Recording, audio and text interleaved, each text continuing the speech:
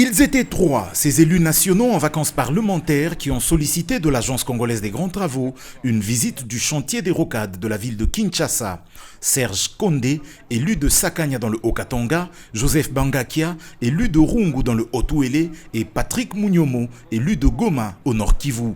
L'ingénieur Nico Nzaou, directeur général de l'Agence congolaise des grands travaux qui a accédé à cette demande, les y a conduits l'avant-midi de ce samedi 27 juillet, accompagné de certains collaborateurs, dont son adjoint Jean-Claude Midombouété.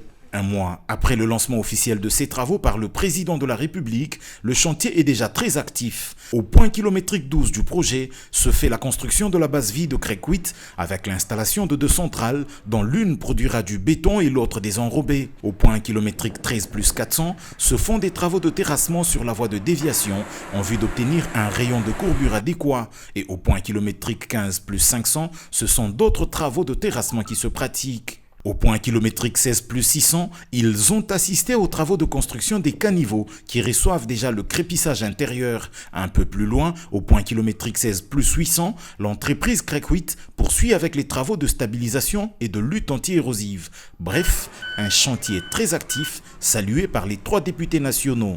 Parce que nous savons que le chef de l'État a lancé des travaux à travers la République, ici à Kinshasa, dans le Katanga et dans le Grand Kasaï. Alors il était question pour nous, pendant ces vacances parlementaires, d'initier cette tournée pour voir réellement ce qui se passe. Parce que très souvent, il y a des projets qu'on annonce et le suivi n'a jamais été là. Le partenariat de la RDC et de la Chine est un des partenariats dont nous sommes les plus fiers et qui sont les plus productifs. Et nous, comme parlementaires, nous allons veiller avec le vote du budget prochain, à assurer aux infrastructures une part importante du budget national. Moi, je souhaiterais à ce que le gouvernement ne se limite pas seulement pour ces trois projets.